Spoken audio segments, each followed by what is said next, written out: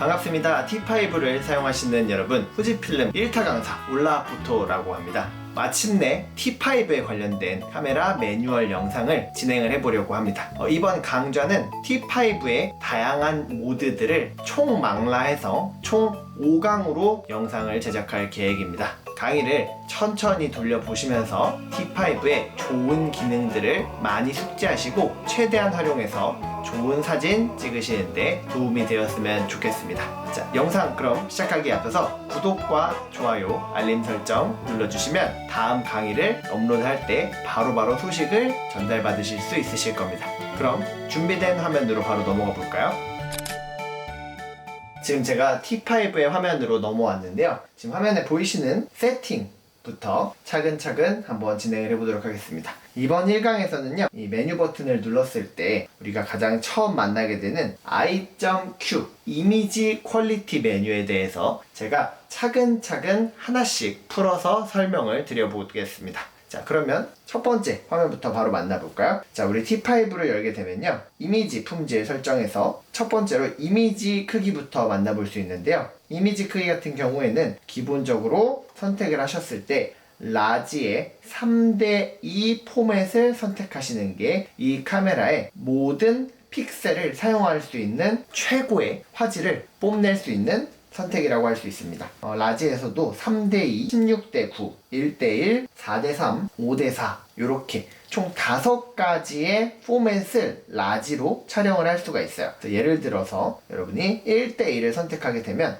화면 밖으로 나왔을 때 이렇게 정사각형 프레임으로 사진을 촬영할 수가 있는 거죠. 그런데 이렇게 라지 포맷뿐만 아니라 미디움과 스몰 사이즈로도 촬영이 가능합니다. 그런데 여기 첫 번째 가장 위에부터 올라가서 다시 좀 얘기를 해보면 라지 3:1을 했을 때 가장 아래쪽에 7728 곱하기 5152라고 쓰여져 있죠. 그리고 가로치고 40M 이라고 쓰여 있는데 이 40M이 4천만 화소를 이제 표현하고 있는 거예요. 그러니까 이 카메라의 가장 최고 화소수를 쓰시려면 이 3:1을 쓰시면 되는 거고요. 오른쪽에 1877 프레임이라는 건 제가 이 T5에 현재 장착하고 있는 메모리 카드로 촬영할 수 있는 사진 매수를 의미합니다. 그래서 아래로 내려가 보게 되면 미디움 사이즈로 촬영할 경우에는 2376장을 촬영할 수 있는 대신에 2000만 화소로 줄게 된다라는 걸 의미하는 겁니다. 이해가 되셨나요? 근데 비교를 한번 해보면 미디움 사이즈는 이렇게 되고요. 제가 라지 사이즈로 돌렸을 때는 동일하죠. 사이즈만 줄여서 촬영이 가능하다라고 이해하시면 될 것 같아요. 그래서 여행을 가셨을 때 혹시나 메모리 카드가 부족하다면 우리가 미디움이나 스몰 사이즈로 줄여서 이제 궁여지책이 될 수 있겠지만 사진을 촬영할 수 있는 방법을 찾을 수 있는 거겠죠. 기본적으로는 라지의 3:1을 선택하시면 되고요. 다음으로 넘어가서 화질 같은 경우에는 파인의 로우를 저는 기본 설정으로 추천을 하려고 합니다. 이 T5 같은 경우에는 메모리 카드 슬롯도 2개를 가지고 있잖아요. 그래서 SD 카드를 1번 슬롯, 2번 슬롯 선택을 할 수 있는데 사진에 특화된 바디로 출시가 된 제품이기 때문에 파인과 로우 모두 촬영하신 다음에 로우 파일로 나중에 컴퓨터로 소프트웨어를 통해서 보정하시는 것도 함께 해보시길 추천을 드리고 싶네요. 파인 로우 하도록 하겠습니다. 자, 로우 레코딩입니다. 로우 레코딩 같은 경우 선택을 하게 되면 무압축, 무손실 압축, 압축 이렇게 선택을 할 수 있는데요. 무압축이나 무손실 압축은 굳이 선택하지 않고 압축만 선택하셔도 충분히 좋은 화질의 사진을 만나실 수가 있습니다.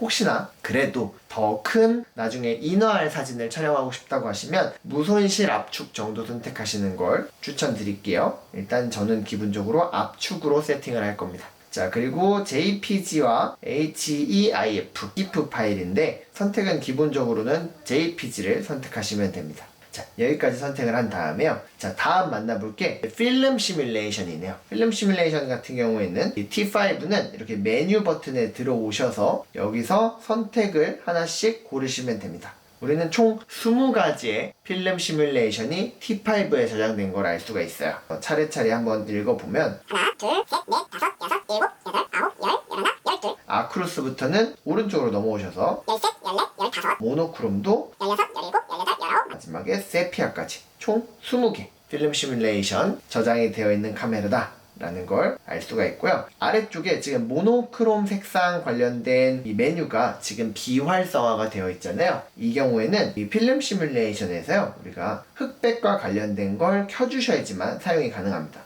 가령 이제 아크로스를 쓰게 되면 우리 지금 모노크롬 색상이 활성화가 되는 걸 볼 수가 있죠. 마찬가지로 모노크롬 관련된 필름 시뮬레이션을 고르셔도 이 모노크롬 색상이라는 메뉴가 활성화가 됩니다. 근데 마지막에 지금 다시 세피아라는 걸 선택하게 되면 세피아는 모노크롬 계열이 아니기 때문에 비활성화가 되는 거죠. 이 부분 이해를 하셨나요? 요거는 모노크롬 계열에서만 활성화가 된다라는 거 짚고 넘어갈게요. 자, 그리고 나서 그레인 효과, 입자감을 사진에 넣어주는 부분이잖아요. 자, 이 부분은 제가 필름 레시피 설정하는 강의를 지금 상단에 나올 거예요. 레시피 설정하는 거에 관련돼서 이야기를 했던 강좌가 있거든요. 그 부분을 참고하시면 좋을 것 같습니다. 자, 그래서 레시피와 관련된 그레인, 컬러 크롬 효과, 컬러 크롬 FX 블루 이 부분은 여기서는 넘어갈 거고요. 자, 피부 보정 효과 같은 경우에는 인물 사진 촬영을 하실 때 선택을 하게 되면 약, 강, 꺼짐 이렇게 세 가지로 선택을 할 수가 있습니다. 그래서 한번 비교를 직접 해보시고 어떤 게 더 내가 찍고자 하는 사진에 어울리는지 부합하는지 보시고 나서 이 강도를 결정하시면 될 것 같아요. 개인적으로는 저는 약 정도만 사용을 하고 있습니다. 자, 그리고 나서 화이트 밸런스, 컬러와 관련된 영역이죠. 자, 그리고 다이나믹 레인지가 있는데요. 다이나믹 레인지 같은 경우에 지금 아마도 T5를 기존에 사용을 해보셨던 분들은 400이라는 저는 설정이 되는데 지금 안 되시는 분들이 있다고 의견을 달아주실 수가 있어요. 그 부분 같은 경우에는요, 우리 감도라고 하죠. 감도가 너무 낮게 되면 이 버튼이 활성화가 안 되어 있을 수 있습니다. 한번 확인을 해볼까요? 제가 만약에 지금 감도를 가장 낮은 125로 한번 설정을 해보겠습니다. 그러면 다이나믹 레인지가 지금 제가 ISO가 바깥으로 나오면 125로 설정이 되어 있잖아요. 화면에 보이시는 것처럼. 이럴 경우에는 메뉴에서 다이나믹 레인지가 DR400이 선택이 안 될 수 있습니다.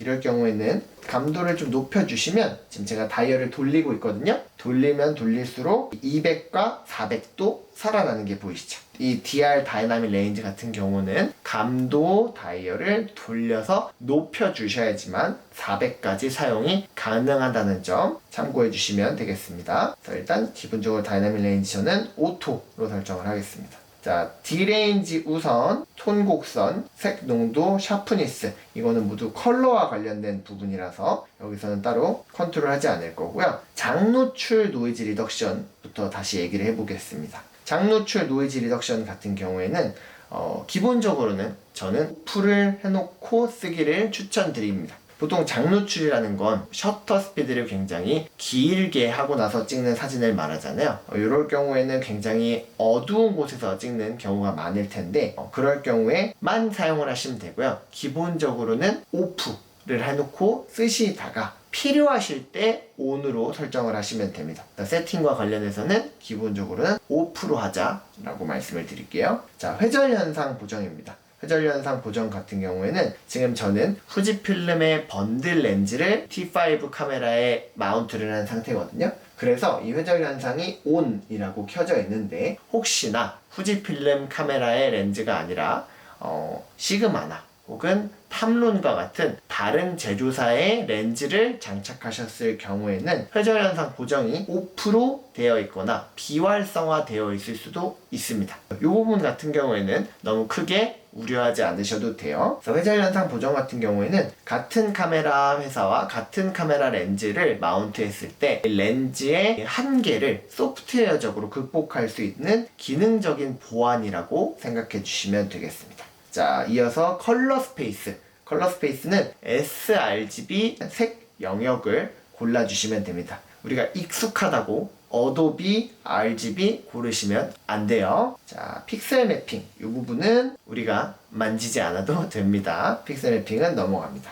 자, 그리고 사용자 설정, 편집, 저장 이런 부분이 있는데요. 요거는 제가 앞서 설명드렸던 필름 레시피 설정하는 강의에서 다뤘던 부분이니까요. 그 영상을 참고해 주시면 될 것 같습니다. 자동 업데이트 사용자 설정, 이 부분도 앞서 말씀드렸던 이 사용자 설정 편집 저장과 연관되는 메뉴예요. 그래서 이 부분 넘어갈 거고요. 마운트 어댑터 설정 같은 경우에는 이건 그냥 냅두셔도 됩니다. 따로 안 건드리셔도 될 것 같아요. 이렇게 지금 저희가 빠르지만 구체적으로 제가 이 첫 번째 메뉴인 이미지 퀄리티 메뉴에 대해서 한번 다뤄봤습니다. 혹시나 못 따라오신 부분이 있다면 영상을 되감기해서 다시 보시고 이어지는 두 번째 강좌를 시청을 해주셨으면 감사하겠습니다. 자, 그럼 이번 영상은 여기서 마치도록 하고요. 저는 다음 편에서 다시 찾아뵙도록 하겠습니다. 고맙습니다. Another jacket, my stockings filled with acid.